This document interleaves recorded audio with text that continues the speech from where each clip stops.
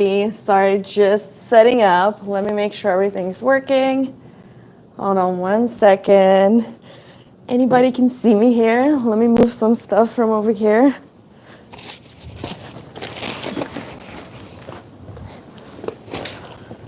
I'll let you guys join and let me know if you're here. Hi. Hi, Sylvia. Hi, Ranjini. Okay. And I have YouTube streaming right here on the other phone, so I don't know where to look. But I'll wait for a couple of minutes for everybody to join. Hi, everybody. Hi, Nathan. Yes, can you guys hear me okay? Give me a thumbs up if you can. And let me open the chat. Okay, hold on one second. Okay, so I won't be able to see any comments on YouTube, actually. So if you can't join us, if you're joining us from YouTube, make sure to go to my Instagram at Ksenia Pro Education, because we're streaming live there as well. Okay, awesome, perfect. Hi everybody. Michelle, I see Damien. Awesome. So who's excited for today? Give me a thumbs up in the chat.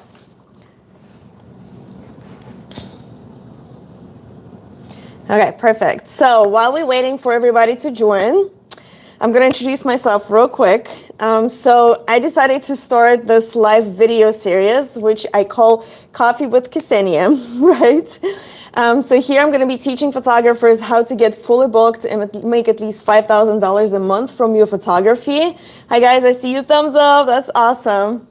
And I'm Ksenia Pro. I'm a photography educator and online course creator. I'm also a portrait and fashion photographer. You probably guys know already. And today we're going to talk about how to finally figure out where to find your first paying clients and start your photography business. So let's make it clear. Today we're going to stay on topic, okay?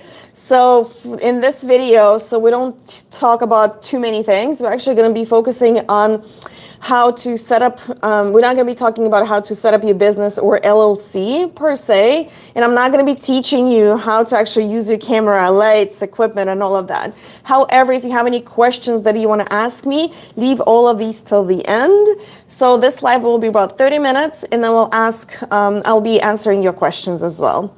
So let's focus today only, we're going to focus on how to bring some more clients and some new business into your photography business, right? So you can actually sustain everything else. So you can get fully booked and make at least $5,000 a month. How does that sound? Sounds great? So who else is here? Let me know, because I know it's a new account, so not a lot of people heard the news, but I'm glad to see you guys here already. Those first subscribers, and you're going to be very dear to my heart. A lot of you I either know personally or through Instagram. We probably chatted multiple times. So that's great seeing you here, and I'm excited. So first of all, let me see who's joining me here. So can you state what kind of photography you're doing, where you are located? Hi, Sylvia, I'm here for you. So let me know where are you joining from and what kind of photography do you do, so you can see in the chat who's here. Okay, and we can meet each other. All right, there's a little bit of a delay, so I'll be waiting for you guys. And I have my little notes here, just so I don't forget everything. So Livia says you're from Chicago. Sylvia does portrait photography. Damien does lifestyle. He's in Maryland. Okay, so, I see the YouTube chat. So Nikki's from Austria. She does events. Awesome. Love it. Sylvia's from Seattle, Washington, all the way across country, right? So far away from me. I'm close to DC, but I'm in Maryland. New Jersey, senior photography, lifestyle. Perfect, Michelle. Iris, Southern Maryland, concerts, branding, and maternity. Such a wide range, right? But you mostly have like two parts of your business, like kind of commercial-ish, branding and concerts, and you do portraits. So Nathan says portrait and personal branding in Silver Springs, so you're local. Sylvia, a few miles away. Yeah, so Lisi, I'm not a photographer, but I'm interested in business. I'm from New Jersey. Okay, perfect. All right, guys, so let's dive into the content so we don't waste any time. So let's talk about why should you worry about focusing on bringing more clients and more business in before anything else, before actually setting up all of your systems, all of your, setting up an LLC and making your business official and all that. Because there's a misconception among photographers sometimes that you need to have everything ready before you can actually go be a photographer and get, charge money for that. So a lot of people that I know, they're like, oh, I'm going to start my own LLC and then my business will happen. Actually, it's the other way around usually. So I want you to start bringing business in and actually making sure that you can charge money for what you do and people are willing to pay before you go do and invest time and money into setting your actual official business up, right? So why would you need to do that? First of all, like I said, it's proof of concept. So to make sure that there's actually somebody who is willing to pay for your photography and you're actually good at it, okay? Number two is when you get your first paying client, it's like a boost of confidence because you will feel like, ooh, okay, people are actually willing to pay me money for what I do, no matter what everybody says, no matter what my husband says, what my mom says, what my friend says, that I'm not cut out for this, right? If you guys have any questions, let's just leave all of them to the last because I'll be focusing on the content now, and then you can ask me all of the questions in about 20-ish minutes. Okay, sounds good? So number three, so once you actually start having paying clients, you will get some cash in, right?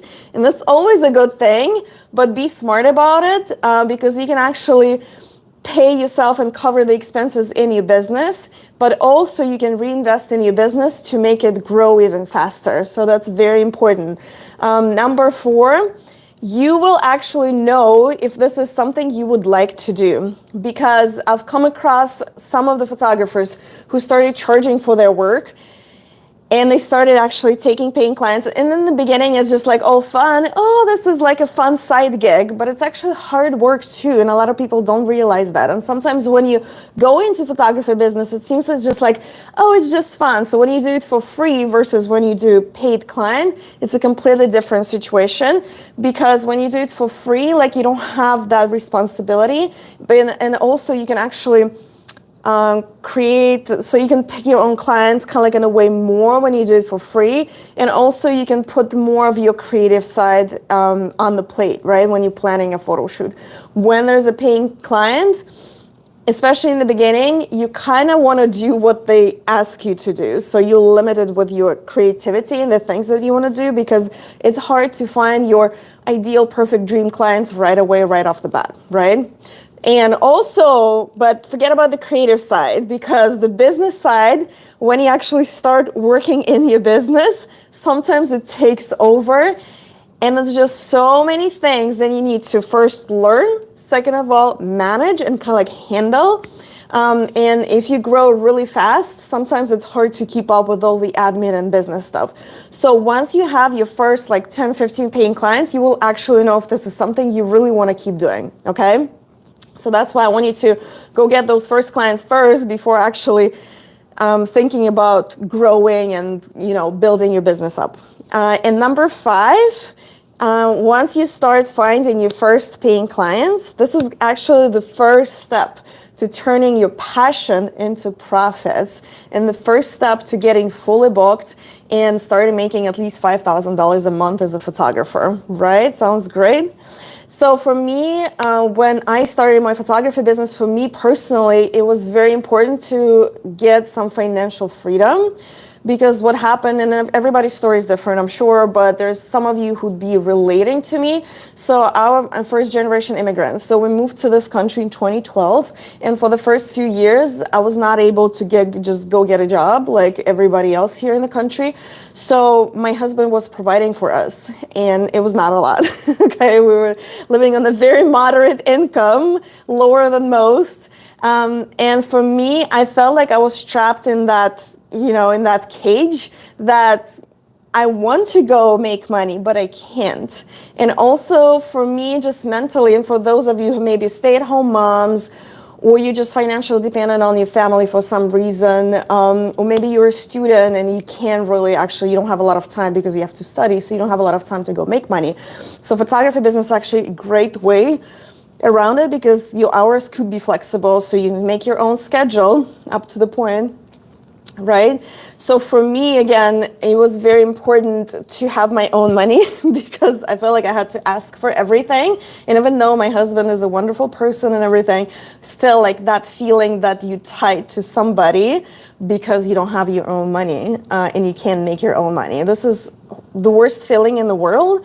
So I don't want anybody to have that. And I know my situation was not the worst case scenario by any means, but I know there may be some people who are actually struggling from, just the horrible situations in the family, and you can't leave because you don't have your own money. So again, photography business, if you are talented, if you have the grit to actually go do things, this is one of the ways to kind of like break free and gain your financial freedom. But some of you, it's not as drastic, right? So you might have like a full-time job and you might even love your job, but you would love to explore your creativity first. Second of all, make some extra income. Who doesn't, right? If you have the time on the weekend and maybe after hours, after work, why not go make extra cash? And sometimes for some families, there will be a major add-on so you can actually, make the ends meet in your family, or you provide for your family more, or maybe you can save for future education or just some big ticket items that you really need and really want, but you can't currently do it with your current income from a full-time job, okay? Does it make sense? Give me hearts in the chat if you're following me.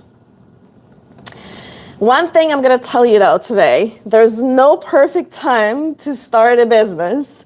Doesn't matter which kind of business, and especially photography business. Of course, there's certain things that need to happen before actually go start charging for your work. I'm not saying just pick up the camera and go start, call yourself a photographer. Of course, you need to invest some time and probably some money into your education until you feel comfortable. But again, don't be too comfortable because you never will be perfect. Until you feel like you can handle going on a job and taking beautiful pictures for client, and especially once you start seeing consistency in your work, this is a good sign that you're actually ready, okay? The other good sign that you're ready is when people actually asking and inquiring you, or when you offer them a photo shoot, even if it's like a free or like discounted photo shoot, they actually getting excited. So you must be doing something right with your photography, so they actually love what you do. And once they love what they do, it's easier to convince them to actually come for a session, whether it's free or paid, or if you give them a discount or something, okay?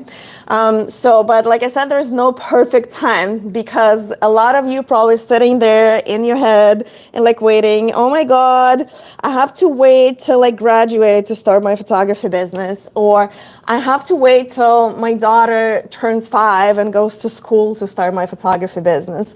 I started my photography business, I didn't have any kids. Well, we kind of knew that we would have a baby at some point because we've been married for some time, but I didn't know that I'm gonna get pregnant in a year and a half. So I literally just started my photography business in 2015, and my daughter was born in 2017. So most of the toughest time in my business, and the first couple years, it's usually the hardest because you need to work extra to kind of gain that momentum, so you can actually build on that. So now my business thrives because of the work I put in 5 years ago. So it could happen faster for you. And I saw traction in 2020. This is when things really started to pick up. And again, like I said, I started my business end of 2015. So it was 4 full years until I saw that it's okay, there's a big, huge difference. For you, it could be faster, I don't know. But again, it depends on how much work you're willing to put in and how much you are in your head, because the more you are in your head and you're stopping yourself or you're self-sabotaging yourself, the harder it's going to be for you to grow. So what I was trying to say, my daughter was a baby, you guys, when I was going through the hardest part, when I actually need that grit. So through all the pregnancy, I was shooting. I mean, I felt fine, so I was lucky that way. I wasn't sick or anything, so that kind of helped me. So I was like, yeah, I'm gonna go work. So I worked until I was, I think, 35 or 36 weeks pregnant, until I couldn't anymore.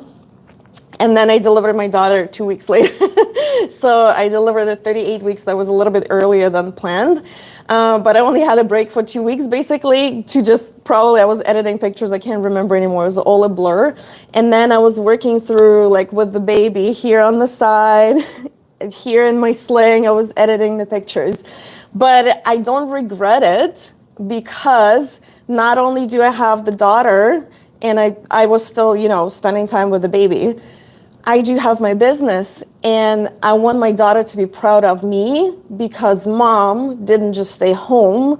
She was actually building something beautiful for herself. So that's very important for me as a woman as well. And ever since I was a kid, I had that idea that like I was empowered and inspired by those women, for those moms who not only stay-at-home moms, or they just, you know, do whatever, but they actually work, they look great, and they also either run a business or have like an amazing job that they're good at. Yeah, awesome. So Sylvia says, wait until my photos are perfect. I have problems with that. Yes, so perfect is not something achievable. First of all, I don't think I'm perfect. I don't think my work is perfect. You have to be consistent, and your work have to be solid enough in eyes of your clients, especially, mostly. So try to look at your work through the eyes of your clients, not through the eyes of other photographers, because this is what's gonna either bring you up or bring you down. Of course, there's always a negative voice in your head, and just like, I suck, like, I don't know how to do this. It's gonna take me years to get where those photographers are. And some of the photographers, like I've been doing it for 10, 12 years. So, and if you're just starting out, I mean, with all due respect, maybe you're super talented, but it does take time and experience to actually get to some place. Imagine you want to learn a guitar, for example. You sit down and you want to be like, you know, one of the top performers. Of course not. It's going to take time and practice. And same with photography. And my phone just fell for my YouTube stream. So hold on one second. Okay, let me do this.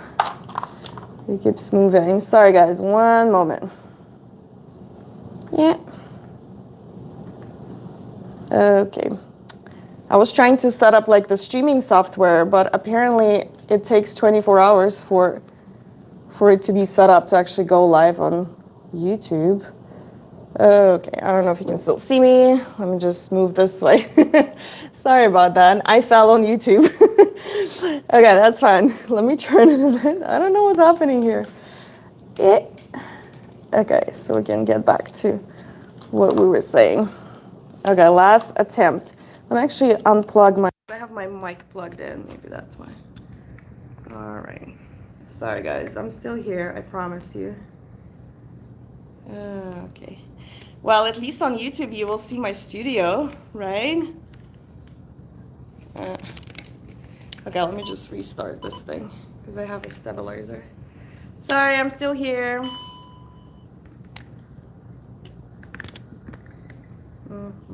Okay, perfect. I'm back. Okay, awesome. So Celia says this is true. Thank you, Ksenia. You're very welcome. So let's move on and let's actually talk about what not to do when you're starting your photography business. So first of all, don't buy and don't think you need to buy all of the most expensive gear and all of the prime lenses, and you need 70 to 200 and 50 and 85 1.2, and ooh, I saw that photographer taking pictures with a 35 millimeter, so I think I really need it because I love their work. Like, first of all, who has the money to buy all that? Second of all, if you buy all that, how sure you are that it's gonna get your money back? And if you don't, what of an impact it's gonna have on your family's finances, right? So let's be smart. And even like having the most expensive camera, like it's not gonna make you a better photographer, okay? So first of all, the camera that you have right now, it's already fine. If it takes a picture, if it's not from 2010, it's fine. Even if it is from 2010, because I did start my photography business with a very cheap camera that was Canon, well, because it was for European markets. So in America, there were like Rebel 5TX or something, but it was like Canon 450D. That was just like a lower end, the cheapest camera you can imagine. That was a DSLR though. And then I upgraded to a full frame, which was at the time Canon 5D Mark II. And I was like, ooh, I'm a photographer now. Now my Canon 5D Mark II, it's just so old. It's still taking beautiful pictures though, but just like the functionality of it, I was like, and I was going and taking pictures with this, piece of metal basically, because there's not, compared to like modern cameras, even the ones that you can, comfortably afford, is just nothing in comparison. So whatever camera you have right now, this is good enough. You might want to invest into like a little bit better lenses if you want to. And again, but you can work with whatever you have. Just start building your portfolio and start working on your connections. That will be more important. It's gonna, move your business forward faster than actually spending another $1,000 on your equipment, okay?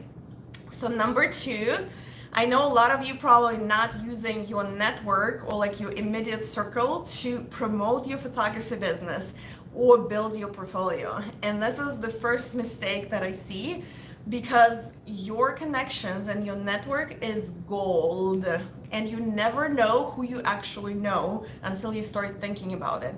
And when I'm saying your network, it's not just the people who are closest to you. So it could be your family, your friends, like people you go to school to work with, and just like maybe some people from the gym, or I don't know where you go places to socialize, and maybe you're a part of some online groups. So this is all of your network. But your network is actually bigger than you think, because it's not only the people that you actually know and have contact with, it's the people who know those people, and then it spreads like a net, basically. That's what's called network. So try to think like which connections you actually use and who you can work with to offer your services, no matter the price point. But you can find your first clients and your first people to work with to build your portfolio. Most likely will be from your inner circle or like friends of friends, okay? Because that's how I started, that's how a lot of people start, and this is just the easiest no-brainer thing to do, okay? So number 3, and I see that happening a lot, and let me know if you're guilty, okay? So I don't want you to be a part of those photographer Facebook groups, especially those where the only thing that they do, they just critiquing each other's work, and not in a good way, right? Because first of all, you're just wasting your time sitting there and watching other people say negative things about each other and each other's work, when in the end of the day, it does not matter what other photographers think about your work. If you want to build your business, worry about what your clients think about your work, okay? Because this is more important in your context. If you want to go be like an award-winning photographer, that's another story for another day. But still, I want you to focus like on serving certain people. So somebody says, Donovan Green Photography, the smaller Facebook groups are more valuable. I agree.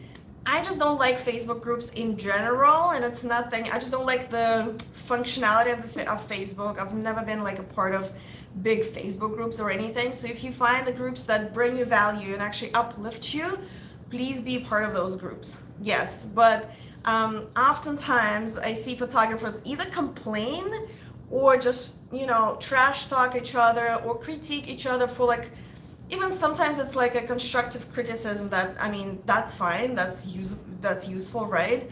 However, it doesn't bring you closer to your goal. If you go get your pictures get critiqued by somebody.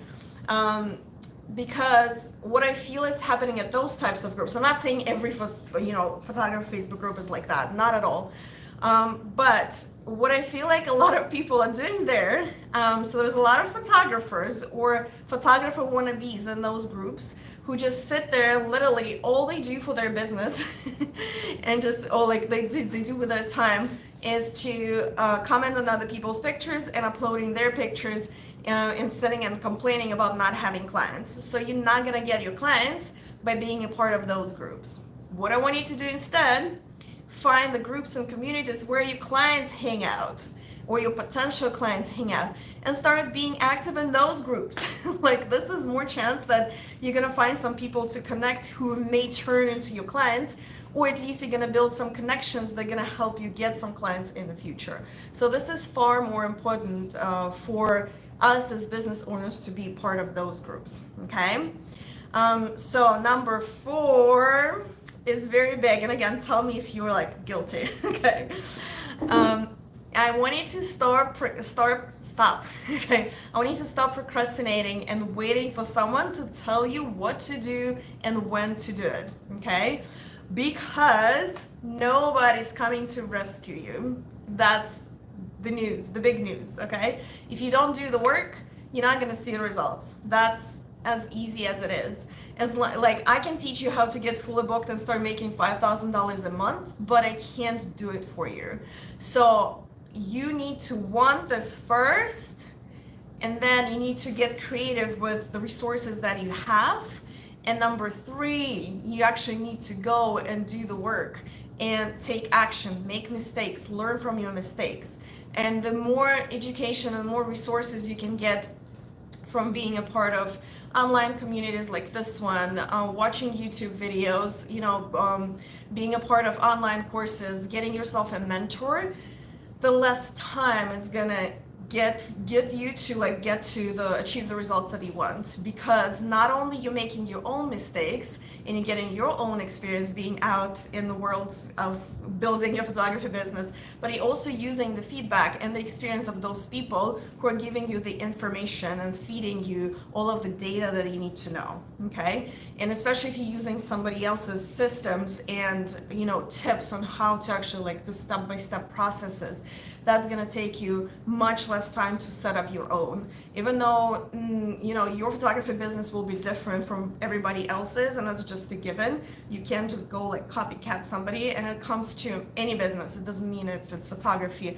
Like, I started this online education, I had to figure out everything from the scratch because I've never done it before. And the more you do it, the easier it gets. But that's the first few months is just, it's tough, like, and there's no other way around it. But to make it easier, again, make it simple for yourself. First of all, get clarity on what do you want, what do you need to do to get there where you want, what resources you have to do the things that you want, okay? And go find resources that you may not have, or you may need to actually speed this process up. So now let's talk about what you actually do need to do instead of those no things, right? So first, I want you to start with building your portfolio. So your photography portfolio is your biggest asset ever, and it's an ongoing process on working on building, updating your portfolio all the time. There's no end to this, unfortunately, but you're gonna go into kind of like spurts. So for example, in the beginning, all of your resources, all of your time, you're gonna invest into education and building your portfolio. And then once you get to the next level, kind of like you start getting momentum and getting maybe first clients or people start inquiring, then you're gonna update your portfolio and perfect it and make it more targeted to your ideal clients. And I teach all of that inside of my online courses as well. Number 2, I want you to be active on social media. So if you don't have a social media account, and I'm mostly on Instagram, and for you, you can pick your own platform.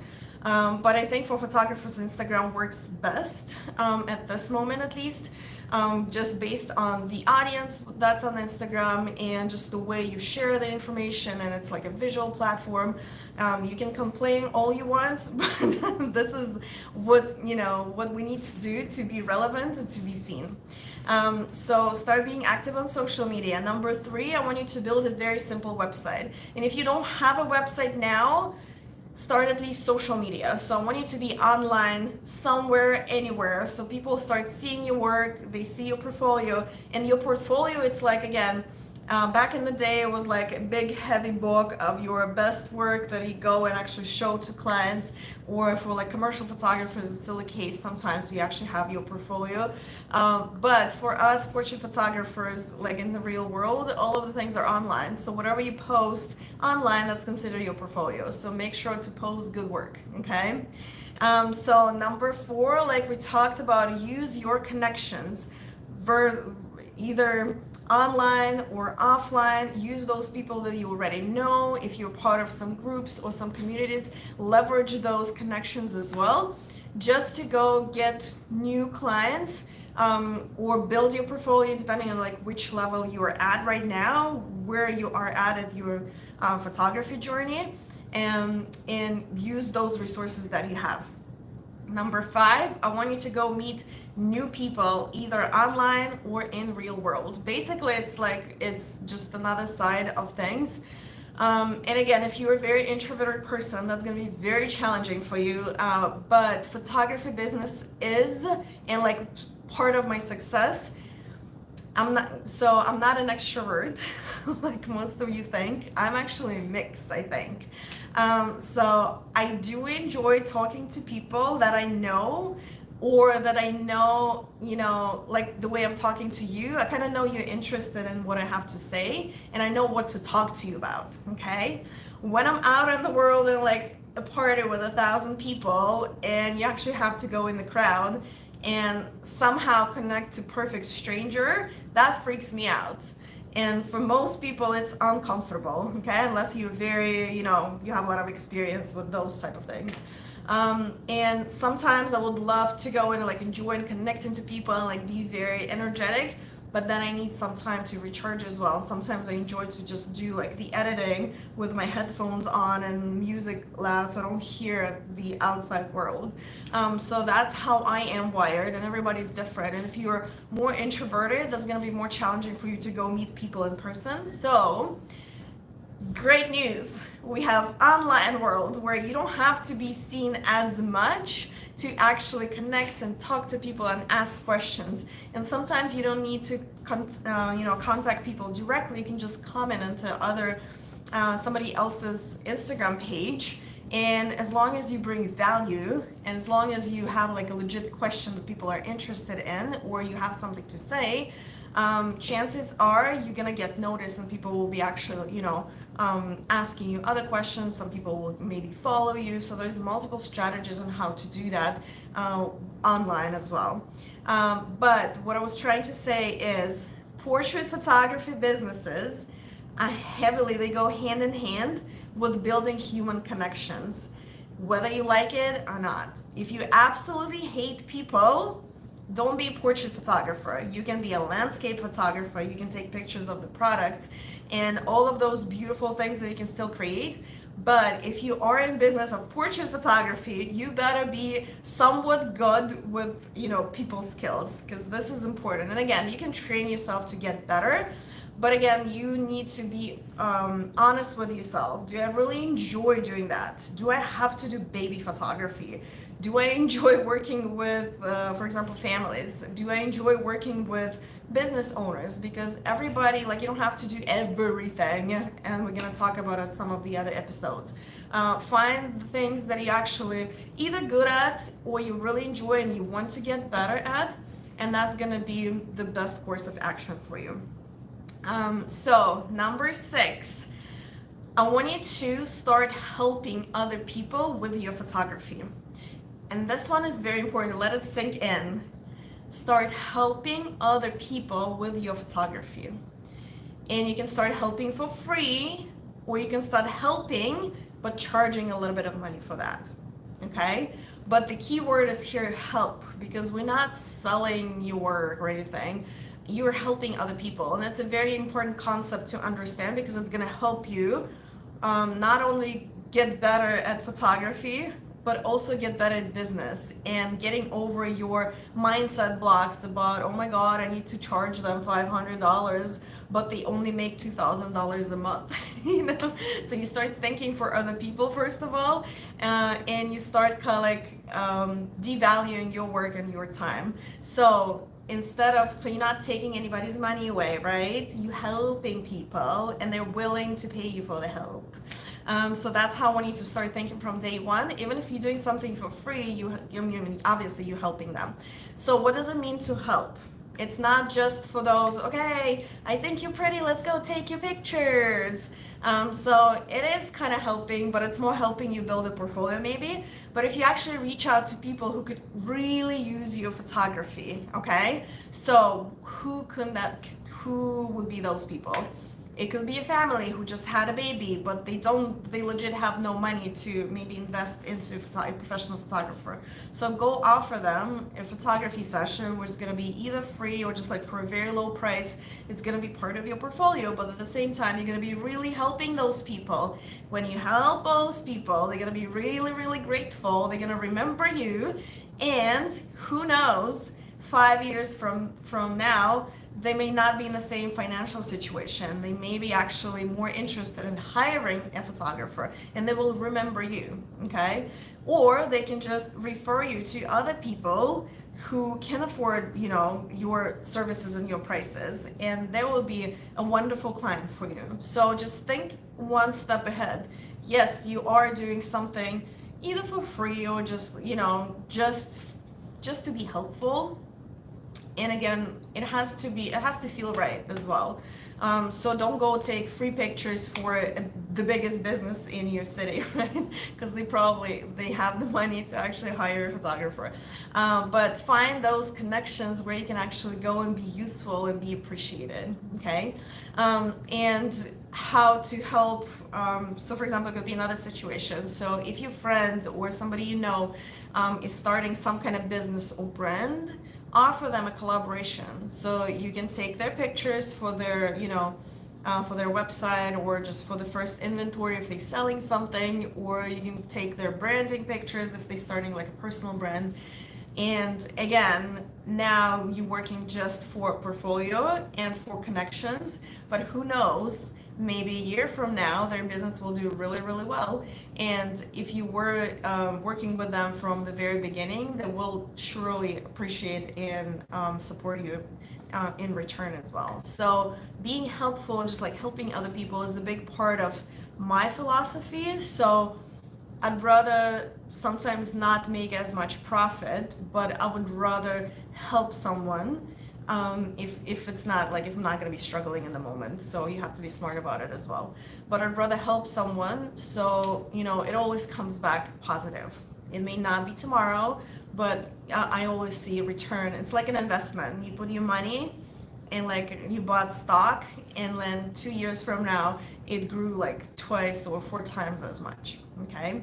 Because some clients who worked with me, for example, long time ago, and I was doing either free shoots or I was charging very little money. Now I have either them personally or some people from them, referred by them, coming to me and paying $2,000 plus per session.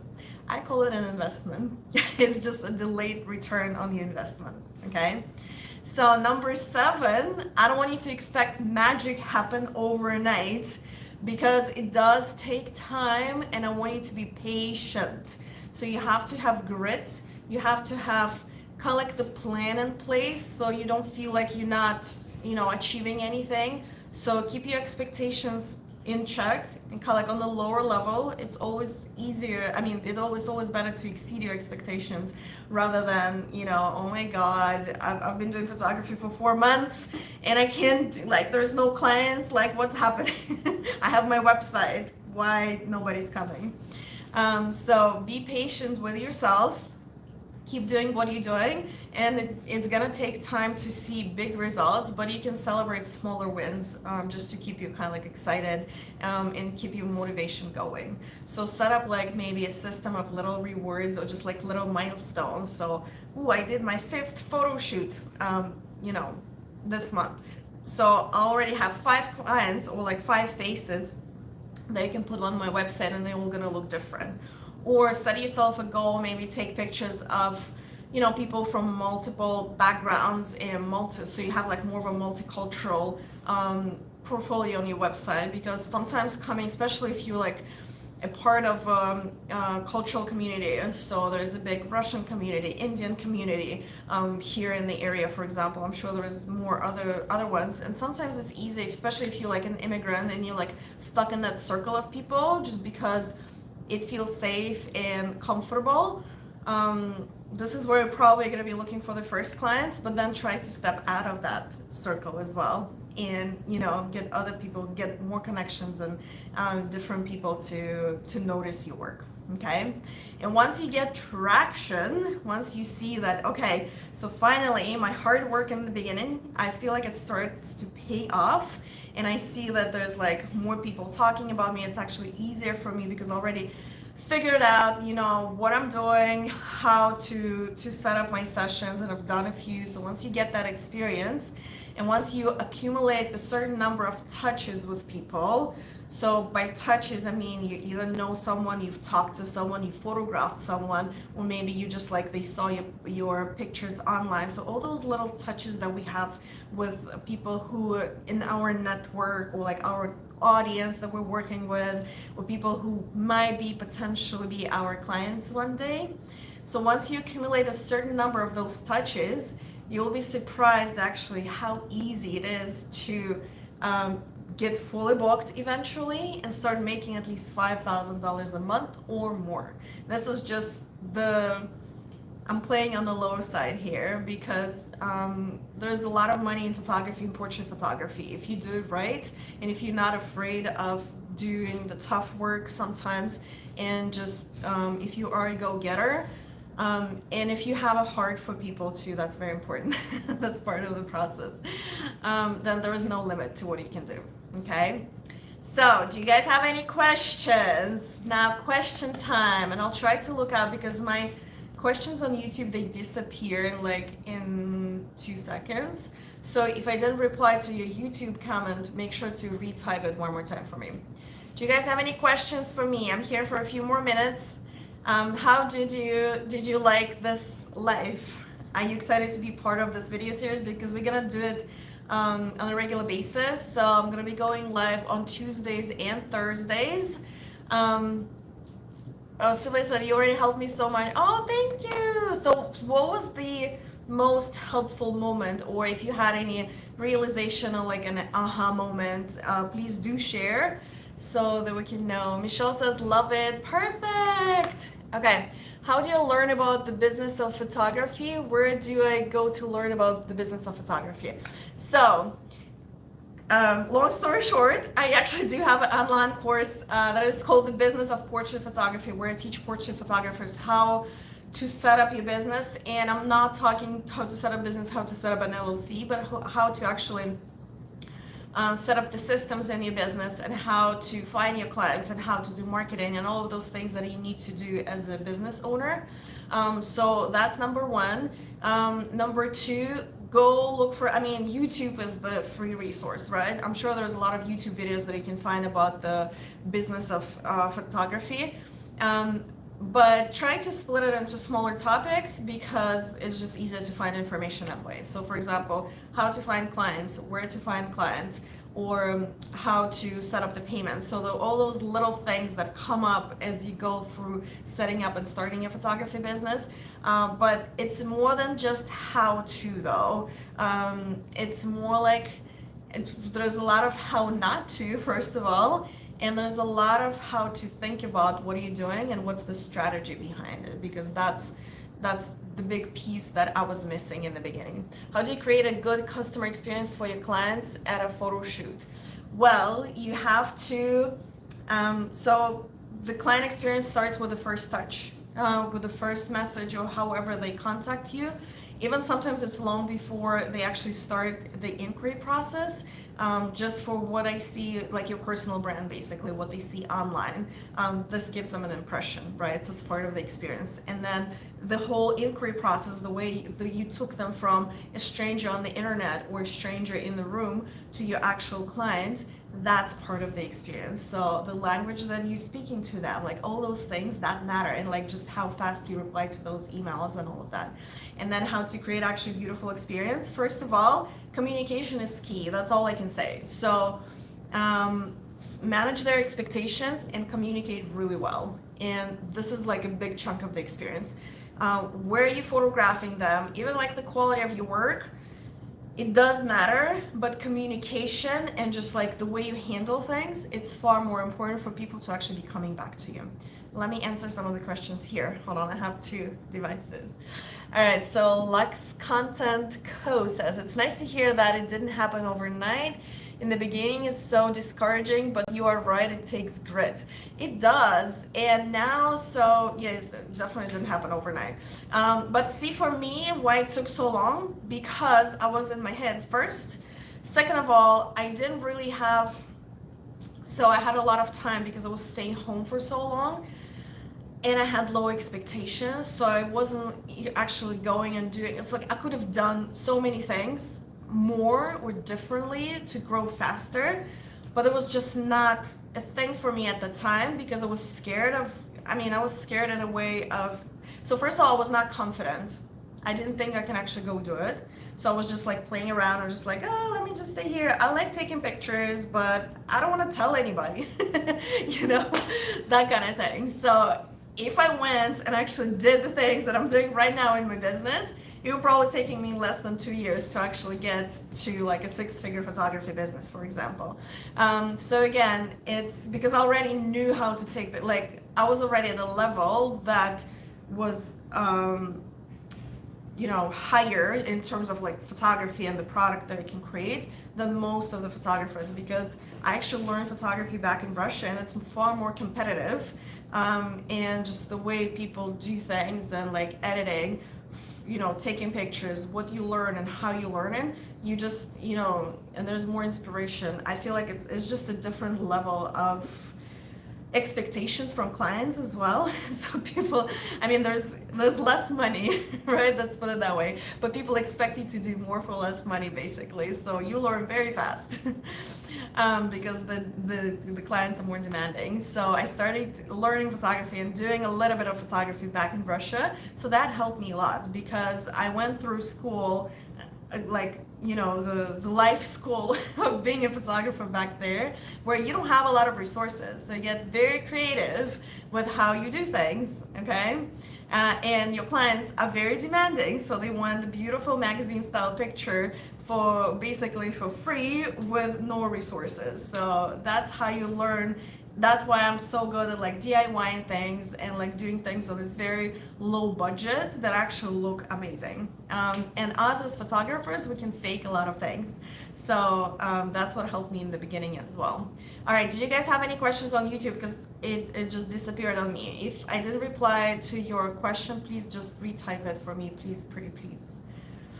Okay, so Michelle is asking, how much of your photography involves doing your own editing, and do you source that out at this point? Yes, I do outsource my editing, and it does make sense at some point. Well, first of all, there's a question. Do you know how to edit?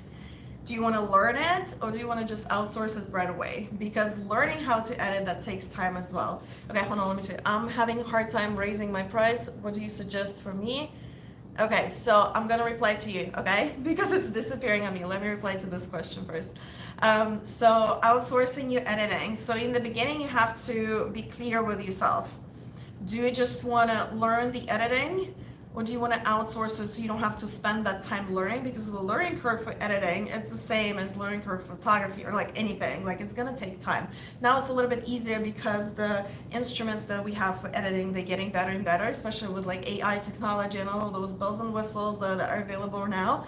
It's easier to, and let's be honest, on the American market, at least in the US, there's lower expectations for editing, especially if you're more like, kind of like a wedding or just like natural looking style of portrait photography, let's put it that way, so you can do just your basic Lightroom edit and be done with this. And I see a lot of photographers do that, and they're doing great.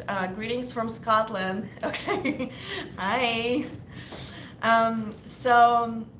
Yes, so you have to decide, like in the beginning, do you want to just learn it and spend time and money learning that and then spend the time editing your pictures, or would you rather outsource it right away? So that's a question number one.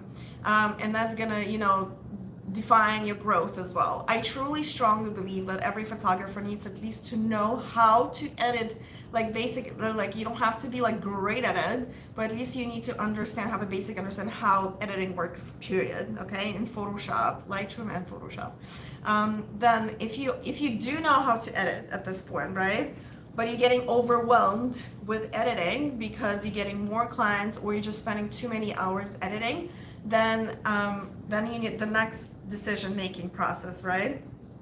If you do outsource your editing, how many hours are you gonna save per client working on their images versus sending it to the editor? How much are you gonna pay to that editor? So compare that and see if it's like a win-win situation for you, or if you do need to charge more. So at this point, I started outsourcing editing, and now I outsource like 90% of my editing. And I still touch up every single picture before I send it to the client, let's be honest, because it's just how I am. I'm a perfectionist in a way. However, I don't need to remove every single pimple on their skin, right? So I just do the final touches, make sure it looks good, make sure, for me, it's important to have the picture, the final product, exactly how I envisioned it when I was taking the picture and when I was seeing that client, because I think my superpower is seeing people from their best angle, or like just the best side. That's why I always cull my own work. So I pick the best images that I'm gonna show to the client. Nobody else can do it well for me. I tried, it didn't work. And maybe it's gonna work for somebody else, not for me. Second of all, even my editor, I've worked with her for 5 years and she's the only person working with me. I don't have any other editors. She knows already what I'm expecting because I trained her.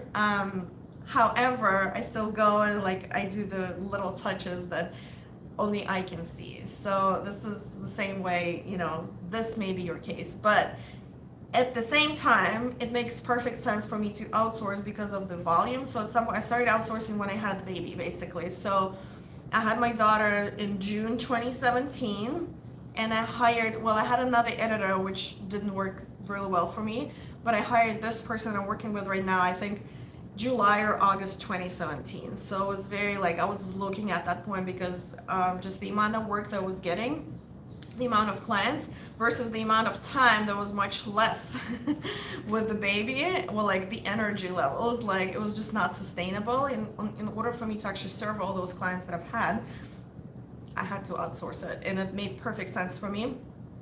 Actually, I was losing money at that point just because I didn't know any better by outsourcing. But the way you set it, you have to be smart by setting it up. So make sure your prices reflect the extra expense that you have. Okay, I saw some comments on YouTube. Please send it to me again because they disappear. And I don't want to be dealing with them. Next time we do this, I'm actually going to set up the actual live streaming software. And that's another, again, learning curve, you guys. You don't have to be perfect. You just have to do things like look at this stream. I don't know what the heck I'm doing, but I'm talking to you on camera because that's what I wanted to do. I promised you to be online with you, and here I am. So if you guys have any questions on YouTube, okay, so I'm having a hard time raising my price. What do you suggest for me? So there's multiple, and actually go watch a video. I have 2 or 3 videos about raising your prices on my YouTube channel. So that will be the number 1 stop, yes, if you haven't seen them yet. So basically you need to determine how ready you are to actually raise your prices. So how many inquiries or how many clients you're getting right now. If once you have more inquiries that you can handle, that's you're ready, okay? You can raise your prices. Once you have more demand than supply, it's just from the economic standpoint, you can raise your price to correct that curve. Second of all, you may not be ready mentally, right? That's the blocks that we have inside our pretty little heads. And that's gonna take time and self-work as well. So it's more work on your mindset. Maybe what helped me actually to change my prices is first I went through an online business course for photographers, and there was a small coaching group inside that course where we were talking to each other, and I actually saw that other people actually go and getting paid the numbers that I could not even envision at that time that it was possible, because sometimes you don't know what you don't know. okay? And it's not like every single photographer sitting there screaming from the roof like, I charge $5,000, you know? Well, sometimes it feels like it is, but so somebody said, yeah, I had a very busy schedule but very low price. Well, that's why you're busy, because you have low price, especially if you produce beautiful work. Like, it's a no-brainer. You like just the number one person to go to if you have beautiful pictures, and especially if you don't want to pay a lot. So it's definitely time for you to start playing with your prices. And again, it's gonna be scared to like change them, but change them at least like $100 at a time. That's gonna be better than nothing. And $100 multiply 10 clients, it's gonna be $1,000. So I think raising your prices is harder for your customers. Yes. Okay. I love that comment. That's so true. It's harder for you than for your clients. That's for sure. Because some of the clients, they will not, first of all, new clients, if you name them the new price already, they will not know that the price was changed. It's just gonna be a fact for them. Like, this is what you charge. That's it. They didn't know that, 2 days ago you had a price $100 lower. So it's all in your head, first of all. Second of all, start thinking for other people. Stop thinking that somebody cannot afford you, because you never know, and you will be surprised. And even if they don't, like, that's okay. You don't have to be affordable for everybody. Like, do you want to be affordable, or do you want to make money? So, or do you want to survive at this point? Let's put it that way. Because when you have too many clients, if you have too many clients for like a low price, I mean, it's nice. And that's one of the things that I had in my business at some point, when I had so many clients, and because I was undercharging majorly for the level of work that was producing, the level of experience that was producing and giving to them. And I started seeing comments on my Google, the reviews that says, oh, Ksenia is wonderful, I enjoyed my session, blah, blah, beautiful pictures, and she's so affordable. And I'm like, okay, so now that's call to action. Like, people start calling me affordable. Do I really want that? Is that a compliment or insult? So that's how you need to start thinking about that. So yeah, I have the same problem. I think I could never pay what I need to charge and end up with no salary because my studio bills, especially if you have bills. Oh my God. Okay, so first of all, I can't remember your name because the comments disappear. Please do me a favor. Come to my online course for business for portrait photographers. We already started a group, but just message me directly. I would be happy to help you. And just message me on Instagram and just tell me that you were on the live. I'll be happy to connect with you. We started 2 weeks ago. Well, it's almost 3 weeks ago now. But I think there's still a way for me to help you. So just message me. If you follow me on Instagram at Ksenia Pro Education, just send me a direct message and I'll reply to you. What number of pixels do you use your photos and send them to your customers? It does not matter. I mean, that's a legit question, but for your customers, for your clients, it does not really matter. They will not be measuring your work in the number of pixels. Let's put it that way first. Mindset.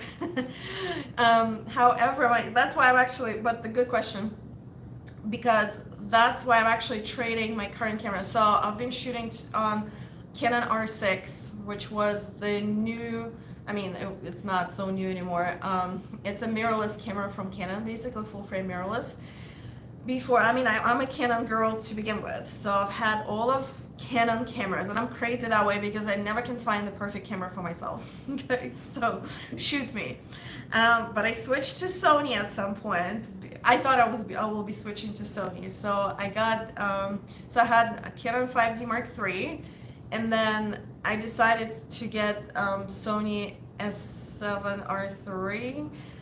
Just because of all of the features that Canon did not provide at the time. So it was like autofocusing, eye tracking, all of that, and the video is beautiful. It's a beautiful camera, don't get me wrong. I love my Sony, I still shoot both, but it's not the camera for me. I don't love the colors and some of the functionality is mostly colors. So I decided, okay, now we have R6 and R5 that came to the market at that time. And they do have those features that I love in my Sony, but it's Canon too, so wonderful. But R5, which is the higher level camera, right? It was so expensive. It was like $4,000 or like even more than, I don't know. It was close to $4,000. I think it was even more because it was like a new thing. Now it's like 3,800 on the market. And R6, in comparison to that, are like similar features. Okay, everything's the same, but it's like cheaper. So do I really need that other one? Probably not. So I chose R6, and it was a mistake for me because the file size is smaller than I'm used to. So it's, I can't even remember, but it's like 21 megapixels probably tops for raw and like high-res JPEGs. And the nature of my work, my studio is not very big actually. And back in the day I was shooting in a smaller studio at home, so I tend to shoot wider and crop in sometimes just because that's what I have to do to get that. Okay, hold on, my YouTube. Okay, I'm not live on Instagram anymore, so I'm sorry. It just turned off on me. But anyways, let me answer your question. So that's why I'm trading to R5 now, and of course they have a new camera coming up now. Once I set that up, I'm expecting my new camera today. So because of the size of the file, so I deliver high resolution images to my clients so they can go and reprint them. And I know some photographers do it differently, and that's okay. And when you deliver, so like I used to do like web-sized images for my clients, but now I don't do that because it's an extra thing for me to do, and a lot of people don't know the difference. So just send them the high res. If they request a low res file for their website or something like that, I'm happy to resize it for them to like 1200 pixels or 900 pixels wide. That's 72 dpi. That's what I do. But I just send them the size of the file that I have. I just send it to them, high res. Yeah, but I do charge for that. So even if they go make copies and print their own prints, I don't care, and I actually want them to. Why not? Okay, so let me figure out, do you guys have any more questions on YouTube? Because we're gonna be off in a second. Okay, let me see. All right, don't you think giving them high-res digitals is missed revenue? So the way I see it, and again, there's multiple schools of thoughts, if you will. Yes, so those people who, for example, if you sell prints or if you try to upsell them in the future, if you give away the source file, high res, yes, you will not bring more revenue. For me, it's a different story because the way my price is set up at the moment, I'm pretty happy with what I'm giving my clients, what I'm getting in return. And that's the important thing for me. I'm not trying to make all the money in the world, and I'm not trying to make all the money from this person that I'm working with. I'd rather them to come back to me sometimes. Missed revenue, yes. I'd rather for them to love me and fall in love with what I do and pay me what I deserve so that they come back maybe next year, or sometimes they come back multiple times in a year. It's not an issue for me. And again, it's just the way you see the world, the way you think about those things. It's going to be different for everybody, and just the way you want to set up your business. I'm not saying it's the right thing to do, it's just my way. Okay, hope that answers your question. All right, so let's do one last question. I'm gonna let you guys go, and you can watch replay if you missed the first part. Like I said, it's gonna be an ongoing thing. So hopefully we're gonna have more people joining next time. So I'm gonna be going live on Tuesdays and Thursdays. And okay, do you have customers go through proofs first, or just give them your favorites? Yes. So the way I would, we go through proofs.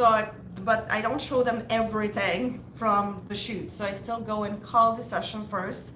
So I remove all the junk, all the repetitive files, all the duplicates. So I try to narrow down to call the session to about 100 images or less. Sometimes it's very hard, but the less images you send to your client, the less confusion you're gonna create, and it's gonna be clear for them, what to choose. So I'm trying not to overwhelm my clients, and it doesn't matter. Now I'm doing IPS, in-person sales sessions, so I'm actually there to kind of guide them and navigate them through the gallery. Before I was just sending out the gallery to the client for them to select. And I feel like it does not, it's still a good thing to like pre-select the images to the point that you can't take any other ones anymore, because it just takes less time for them. To use online proofing platform, 100%, don't send them. Okay, so many questions. Asked about Pixel. I see the photographers of their page send photos and hyzers. That's fine. You mean on their page, on their website, photos in high resolution?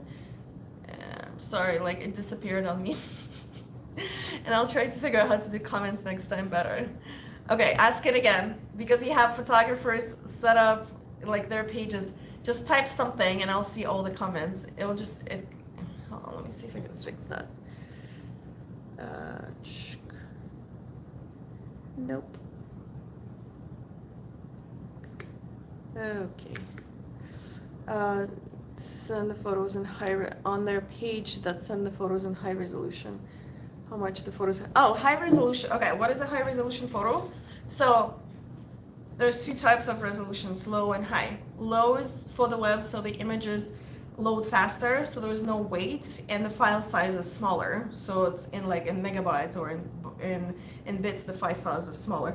So that's generally 72 dpi or 96 dpi. And if you don't know what it is, go Google it, because it's a very basic question.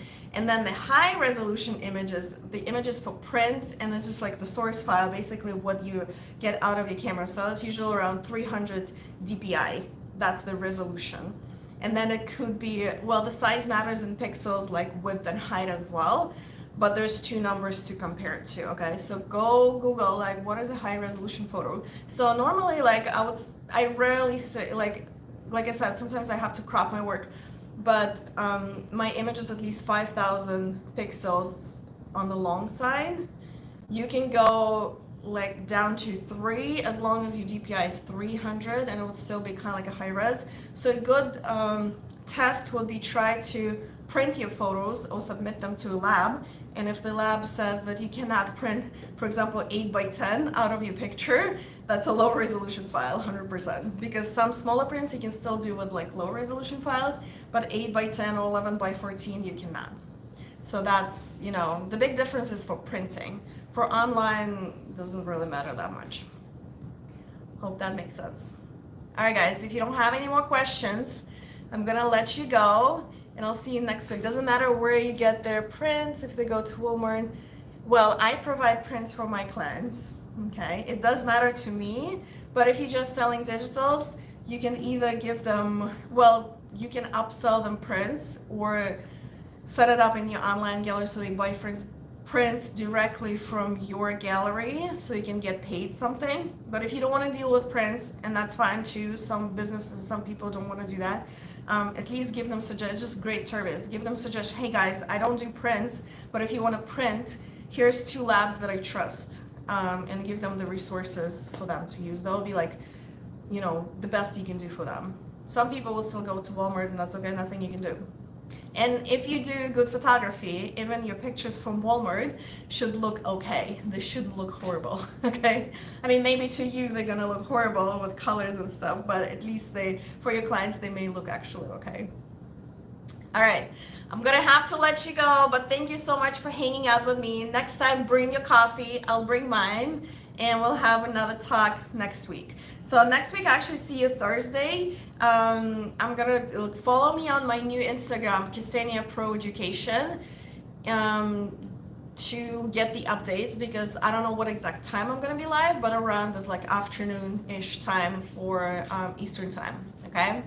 All right, thank you guys so much. It was so fun hanging out with you, and I'll see you next week. Bye.